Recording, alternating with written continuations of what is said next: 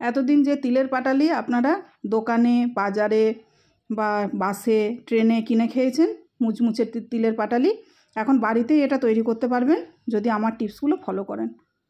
এখন থেকে আপনারা বাড়িতেই এটা নিজেরাই তৈরি করতে পারবেন। কৃষ্ণ প্রণাম। আমি সদানন্দিনী মালিনী দেবী দাসী, রাধারানীস কিচেনে আপনাদের সবাইকে স্বাগত। আজ আমি ভগবানের জন্য একটা মিষ্টি টাইপের রেসিপি তৈরি করে দেখাবো, যেটা আমরা সবসময় কিনে খাবার কথাই ভাবি, কিন্তু ওটা আমি আজ বাড়িতে তৈরি করে দেখাবো, যেটা খুব সহজ পদ্ধতিতে সবাই তৈরি করতে পারবে। চিনি দিয়ে তিলের একটা পাটালি আমি বাড়িতে তৈরি করে দেখাবো। এই তিলের পাটালিটা তৈরি করার জন্য বিশেষ কোনো উপকরণের দরকার নেই, খুব কম উপকরণ, তিল, চিনি আর এলাচের গুঁড়ো, এর বেশি কিছু লাগবে না। আর যে বাটিতে তিল নেওয়া হবে সেই বাটির মাপ করে চিনি নিতে হবে। এবার আমি তিলগুলোকে ভাজবো, সেই জন্য কড়াতে দিয়ে দিয়েছি। এটাকে আমি একদম লো হিটে ভাজবো, একদম হিট বাড়ানো চলবে না, নাড়াচাড়া করে লাল করে ভেজে নেব। দেখুন তিলগুলো আমার কতটা লাল হয়ে গেছে, এটা প্রায় আমি 10 মিনিট ধরে ভেজেছি। তিলটা ফুলেও গেছে, হালকা হালকা কালারও এসে গেছে। এই অবস্থাতেই নামিয়ে নিতে হবে, বেশি ভাজলে এটা আবার তেতো হয়ে যাবে। আমি এদিকে গ্যাস বন্ধ করে দেবো আর তিলগুলো এখানে মেলে দেবো ঠান্ডা হওয়ার জন্য। কড়াটা আমার ঠান্ডা হয়ে গেছে, এবার আমি চিনিটা দেবো, দিয়ে গ্যাসটা আমি জ্বালিয়ে দেবো। আর এটাও আমি একদম লো হিটে রাখবো, দিয়ে আর আমি ক্রমাগত শুধু নাড়তেই থাকবো, কিন্তু লো হিটে থাকবে সব সময়, পুরো রান্নাটা এটা লো হিটে হবে। আমি এভাবে নাড়াচাড়া করব, নাড়াচাড়া করতে করতে দেখবেন আস্তে আস্তে নিচে থেকে চিনিটা গলতে শুরু হবে। দেখুন, দেখলেই বুঝতে পারছেন, এই যে নিচে দেখা যাচ্ছে চিনিটা কিছুটা গলেছে। এই দেখুন,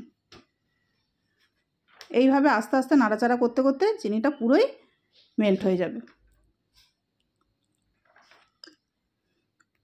এদিকে চিনিটা মেল্ট হতে হতে আমি এখানে একটা চাকি বেলনা নিয়েছি, আর এতে পুরো আমি একদম ঘি লাগিয়ে রেখেছি।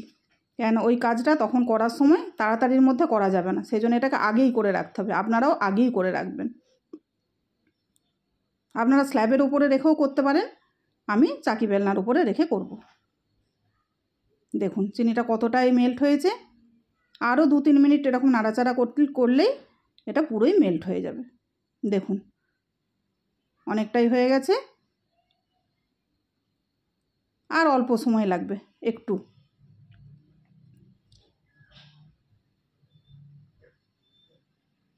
ব্যাস দেখুন কত সুন্দর মেল্ট হয়ে গেছে। এবার আমি এলাচের যে গুঁড়োটা নিয়েছিলাম ওইটা দিয়ে দেবো, সুন্দর একটা স্মেল হবার জন্য। আর যে আমি তিলগুলো ভেজে রেখেছিলাম ওগুলো দিয়ে দেবো, দিয়ে আমি গ্যাসটা বন্ধ করে দেবো এবারে। দিয়ে এটাকে নাড়াচাড়া করব, গ্যাসটা আর জেলে রাখার কোনো দরকার নেই। দিয়ে সুন্দর করে তিল আর চিনি মিশিয়ে নিয়ে আমি এটাকে এই চাকির ওপরে ঢেলে দেবো।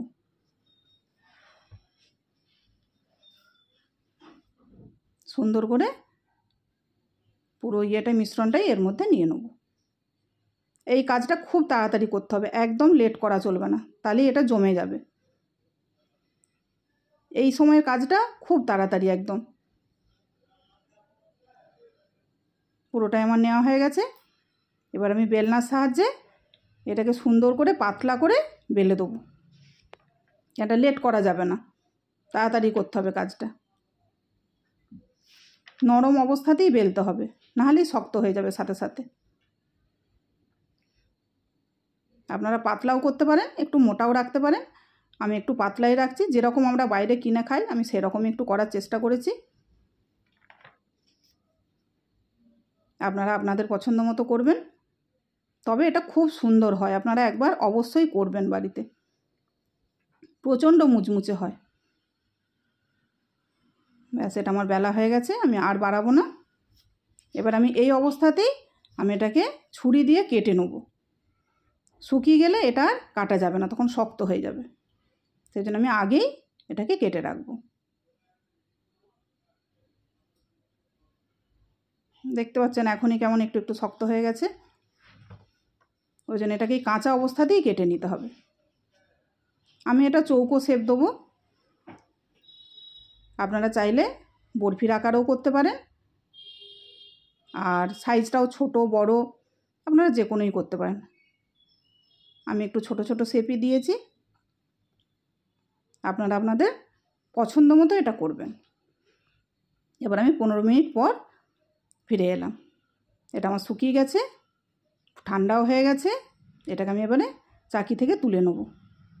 দেখতেই পাচ্ছেন কত সুন্দরভাবে উঠে গেল, ঘি বোলানো ছিল বলে এত সুন্দরভাবে উঠে যাচ্ছে। এবার আমি এগুলোকে ভেঙে নেব, ভেঙে আপনাদেরকে দেখিয়ে দিচ্ছি কত সুন্দর মুচমুচে হয়েছে। দেখি আপনারা বুঝতে পারছেন, আর বাড়িতে তৈরি করলে তো আপনারা বুঝতেই পারবেন, অবশ্যই বুঝতে পারবেন কত সুন্দর হবে। এখন থেকে আর আপনাদেরকে বাইরে এটা কিনে খাবার দরকার হবে না, বাড়িতেই আপনারা তৈরি করতে পারবেন।